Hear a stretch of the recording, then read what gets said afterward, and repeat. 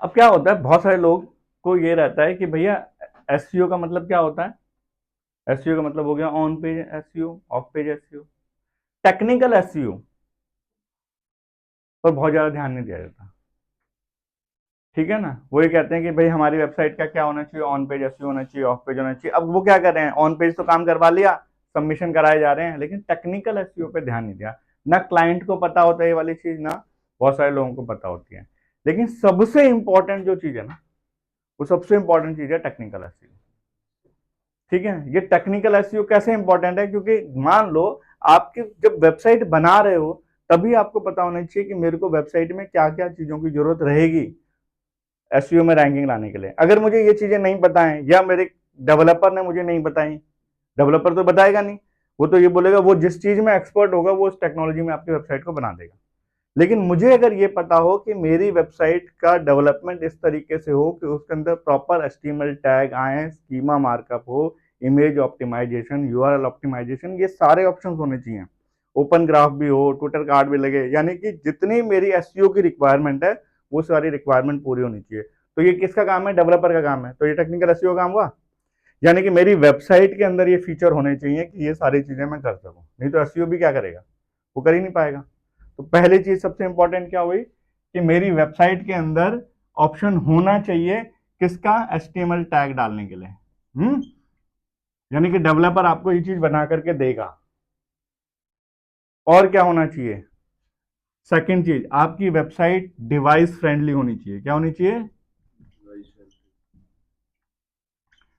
Device friendly का मतलब है कि किसी भी डिवाइस पे आपकी वेबसाइट को खोलो तो खराब नहीं आनी चाहिए। मोबाइल पर मोबाइल रेस्पॉन्सिव हो, टैब पर जाओ तो टैब रेस्पॉन्सिव हो, डेस्कटॉप पे जाओ तो डेस्कटॉप रेस्पॉन्सिव हो, किसी भी रेजोल्यूशन में वेबसाइट खराब ना आए। क्योंकि जिस भी रेजोल्यूशन पे वेबसाइट खराब आएगी वो आप क्या कर रहे हो, उस यूजर को बाईपास कर दे रहे हो, क्योंकि वो तो वेबसाइट खोल ही नहीं पाएगा आपकी। मोबाइल फ्रेंडली का मतलब क्या हुआ कि जो फॉन्ट है वो बिल्कुल क्लियरली विजिबल हो, आपकी वेबसाइट पूरी की पूरी इस तरीके से हो तो वर्टिकल हो जाए, टेक्स्ट के साइज के साथ कॉम्प्रोमाइज नहीं करना है।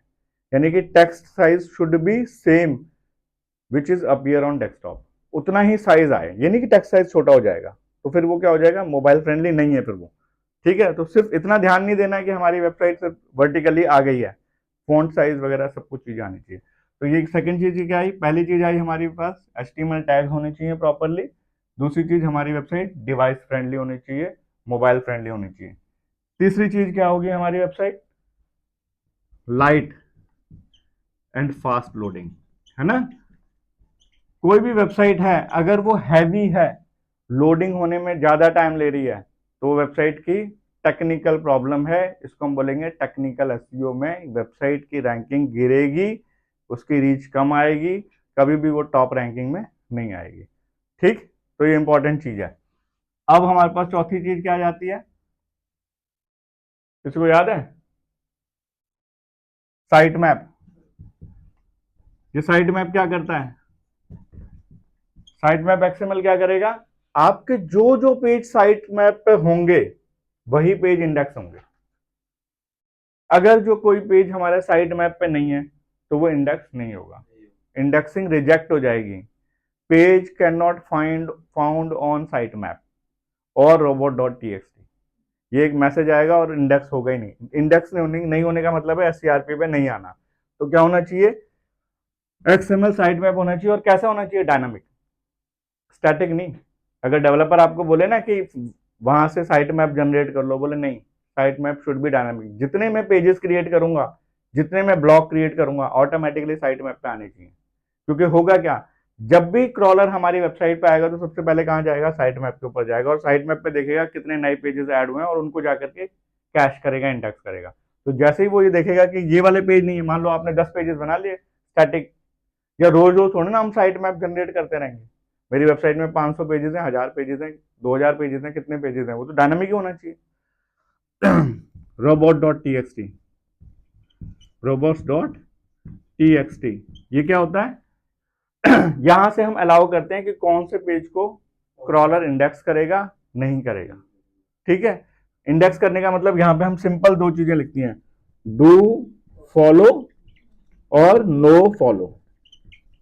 अब डू फॉलो लिखने की जरूरत नहीं है, डू फॉलो लिखने की जरूरत नहीं है, ठीक है ना। कभी हम एग्जांपल लेते हैं ना कि अगर हमें ये लिखना ओस्त्री आ जाना या ओस्त्री कल आना, आना तो भैया है ही नहीं, नहीं लिखा तो आना है, यानी कि हम क्या लिखेंगे, नो फॉलो, ठीक है ना, कि फॉलो नहीं करना है। अगर ये नहीं लिखा हुआ तो बाय डिफॉल्ट वो फॉलो करेगा। क्रॉलर का काम ही ये है कि नया कंटेंट ढूंढना, उसको इंडेक्स करना, उसको तो सर्च रिजल्ट बढ़िया से बढ़िया लोगों को दिखाने के लिए बना हुआ है। तो और क्या हो गया हमारा, एचटीएमएल टैग हो, डिवाइस फ्रेंडली हो, लाइट एंड फास्ट हो, लोडिंग हो, साइट मैप हो, रोबोट डॉट टी हो, और क्या चीजें होंगी, साइट मैप डॉट एच जो होता है वो विजिटर के लिए होता है, वो विजिटर्स के लिए है, ठीक है।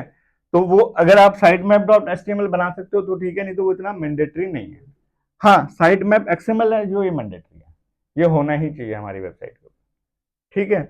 और इसके अलावा क्या चीजें होती हैं, एक हम कहते हैं कंप्रेस इमेजेस, इमेजेस जितनी कंप्रेस्ड होंगी उतना बढ़िया, यानी कि मुझे कोई ना कोई, अगर मेरी वेबसाइट वर्डप्रेस में है तो मैं कोई प्लगइन लगाऊंगा, अगर मेरी वेबसाइट कोई कस्टम डेवलपमेंट में हो रखी है तो हम डेवलपर को बोलेंगे कि आप ऐसा कोई कोड यहाँ पर डालो जिसके थ्रू जो भी, अगर बाय डिफॉल्ट कोई, अगर कोई बंदा बड़ी इमेज डाल देता है तो वो इमेज ऑटोमेटिकली कंप्रेस हो जाए, है ना।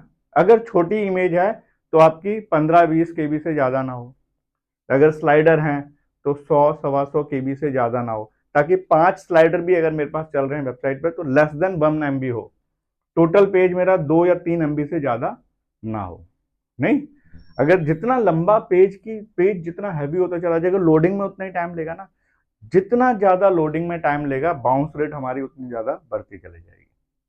बाउंस रेट क्यों होती है, बंदा आपने रैंकिंग लेकर के आ गए, अब बंदा सर्च इंजन से आपकी वेबसाइट पे आया और तुरंत बाउंस हो गया, क्योंकि लोगों में इतना पेशेंस नहीं है, खुलने में अगर टाइम लगी कोई चीज तो लोग छोड़ देंगे, नहीं। इसीलिए आपने देखा होगा जनरली कि कोई ऐड चलता है ना, आपका इंटरनेट स्लो चल रहा होगा तो आप देखना नॉर्मल पोस्ट नहीं आएगी, लेकिन जो ऐड आएगा ना बीच में, वो ऐड नहीं रुकेगा, क्योंकि वो ऐड बिल्कुल ऑप्टिमाइज्ड है, मिनिमम बैंडविड्थ पे वो ऐड चल जाएगा, ठीक है ना। तो ये सब चीजें हमें ध्यान रखनी है, ये बस टेक्निकल एसईओ में हमारे ये सब चीजें आ जाती हैं। बंद कर दो।